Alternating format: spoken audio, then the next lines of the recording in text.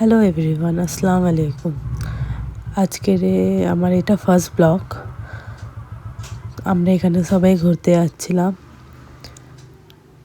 আমি, মা, জিয়া, আমার ভাই সবাই মিলে। আমার ভাইয়ের পরীক্ষা শেষ হয়ে গেছিলো বলে ওকে নিয়ে একটুখানি ঘুরতে বেরিয়েছিলাম সবাই। আর ও রাস্তায় এরকম বদমাইশি করছিল, ও সবসময় বদমাইশি করতে থাকে।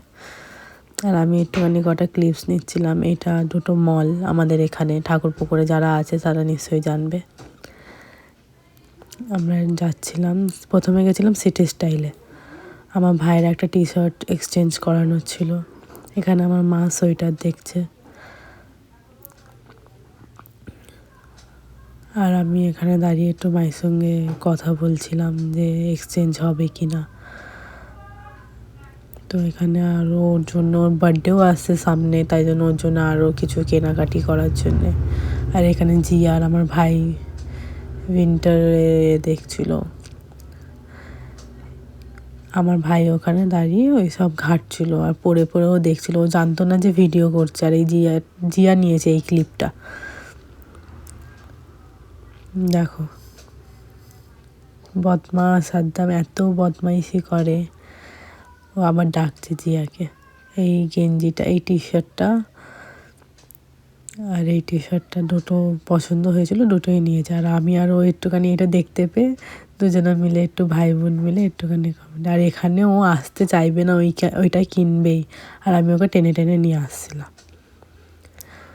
তো আমি ওকে নিয়ে চলে গেলাম। ও তাও জেদ করছিল নিচে গিয়ে অনেক, যে না আমি ওইটাই নেবো। ফের এইটা নিয়েছিল নেওয়ার জন্য, ফের মা ওর কাছ থেকে কেড়ে নিল ওইটা। এখানে আমার ভাই ওইটা নিয়ে ক্যাশ কাউন্টারে নিয়ে চলে এসেছিলো, আমি ওখানে লাইন দিয়েছিলাম। তো ওকেই সকালবেলা বলছিলাম, লাগাচ্ছিলাম।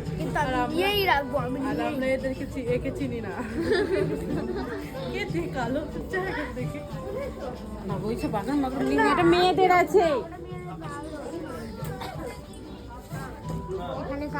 তারপরে আমরা স্টাইল বাজারে চলে গেলাম, ওখানে উইন্টারের কালেকশন দেখতে আর কিছু নেওয়ার ছিল, দেখতে গেলাম এখানে।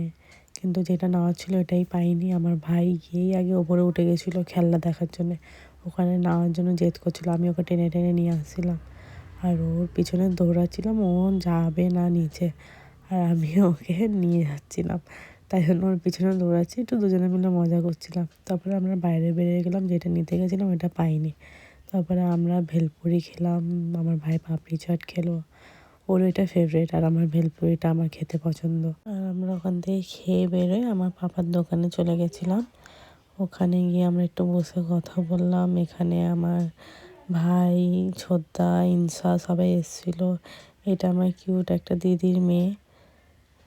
আর আমরা তারপরে বাড়ি চলে যাচ্ছিলাম। আমাদের আফসোস ছিল, আমরা ফুচকা খাবো বলেই গেছিলাম বাজার থেকে ঘুরে, ওখানে পাইনি ফুচকা আমরা, তাই জন্য বাড়ি চলে যাচ্ছিলাম। আর এখানে গিয়ে আমি ফ্রেশ হয়ে আমি দেখছিলাম আমার মুখে অ্যালার্জি বেড়ে গেছিলো, কেন যে আমার ডাস্ট অ্যালার্জি আছে। তো চলো আজকের জন্য এতটাই, tata, Allah Hafiz. Please like, share and subscribe করতে কেউ ভুলবে না।